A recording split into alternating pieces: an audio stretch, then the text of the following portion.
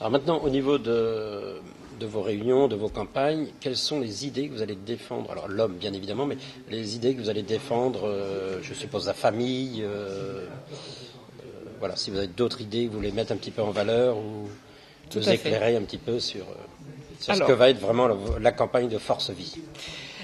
nous avons plusieurs champs j'allais dire de préoccupations particuliers, c'est-à-dire la question du respect de la planète, de la nature. Et là, nous rejoignons, pour certains aspects, l'écologie et les écologistes. Simplement, nous élargissons encore le champ, puisque nous parlons aussi de l'écologie humaine. J'ai apprécié d'entendre José Bové assez récemment s'exprimer sur la procréation médicalement assistée et disant, eh bien, pour moi, il est clair que la logique, c'est d'appliquer à l'homme ce que je demande d'appliquer à la nature et aux animaux et les OGM, etc.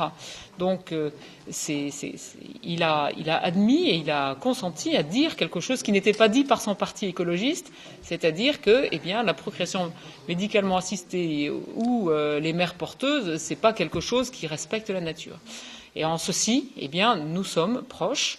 Nous sommes aussi très attentifs à ce qui concerne, bien entendu, au niveau de l'agriculture, une agriculture sur des exploitations à taille humaine.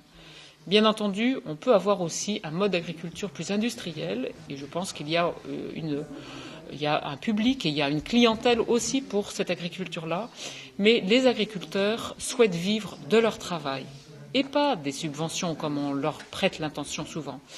La dignité de l'homme, c'est de vivre de son travail, et faire vivre sa famille, c'est vivre de son travail. Donc, ça ne veut pas dire qu'on n'est pas attentif à ceux qui ne peuvent pas vivre de leur travail. Et là, il y a d'autres mécanismes qui doivent être la solidarité, qui doivent être le partage, qui doivent être l'attention aux autres. Mais à la base, la dignité de l'homme, c'est vraiment vivre de son travail. Alors, au-delà de la protection de la planète, de l'attention, et y compris donc au niveau agriculture, il y a la question de l'emploi. Alors là-dessus, nous rejoignons toutes les autres listes qui mettent ça bien souvent en priorité. Mais la question de l'emploi est une question qui se traite au niveau européen, mais aussi au niveau local. La question de la liberté d'entreprendre, l'esprit d'entreprise, ce sont des choses qui s'éduquent. Et donc, il faut passer par les familles, et ce n'est pas à l'école d'éduquer obligatoirement pour cela. Et ce n'est pas l'Europe qui va décréter l'esprit d'entreprise. Et donc, nous avons vraiment un cadre là-dessus qui est à mettre en œuvre avec de la liberté à l'intérieur.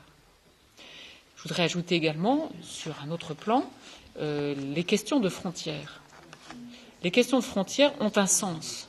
Aujourd'hui, on parle de la mobilité sur le territoire européen. On parle de l'espace Schengen, on parle des pays de la zone euro. Tout ça, ce sont des frontières qui sont mises en place, qui sont plus ou moins perméables. Je suis scandalisée quand je vois ce qui se passe à Lampedusa avec cette immigration clandestine, mais tellement compréhensible quand on voit la misère que quittent ces personnes et l'espoir qu'ils mettent dans notre territoire européen plus riche et plus capable de partage.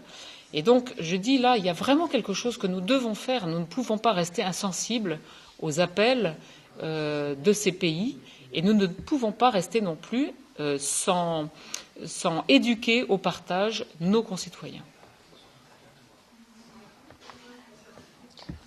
Si j'ai bien compris aussi, vous êtes contre l'élargissement de l'Europe. Hein. Oui, contre cet élargissement, parce que nous ne pouvons pas être dans une logique ni coloniale, comme nous avons si bien su le faire il y a une époque, ni expansionniste, comme ont su le faire certains empereurs dans le passé. Nous devons être attentifs au peuple d'aujourd'hui. Puisque l'élargissement a été fait jusqu'aux 28 États que nous connaissons, stabilisons déjà cet état de fait. Nous ne sommes pas forcément pour retourner en arrière. Par contre, il y a, c'est certain, des conditions à mettre pour être dans l'Union européenne et pour y rester. Là-dessus, je pense que nous avons cette paix à créer, ces conditions de stabilité à créer qui n'existe pas encore aujourd'hui. Et donc, il n'est pas question d'imaginer qu'on va offrir à l'Ukraine un mieux-être, par exemple, alors qu'aujourd'hui, nous ne savons pas encore travailler bien avec la Lituanie, avec la Lettonie. Je pense qu'en France, beaucoup ne savent même pas où se trouve la Lettonie, la Lituanie. Donc, je pense que nous avons déjà à créer des liens de proximité, d'éviter la jalousie ou l'incompréhension par rapport aux questions de travailleurs et de déplacement des travailleurs sur notre territoire européen. Donc déjà, travaillons avec les pays qui sont présents sans avoir la prétention d'apporter la bonne parole et un mieux-être à des pays alors que nous ne savons pas encore travailler avec ceux qui sont déjà dans l'Union.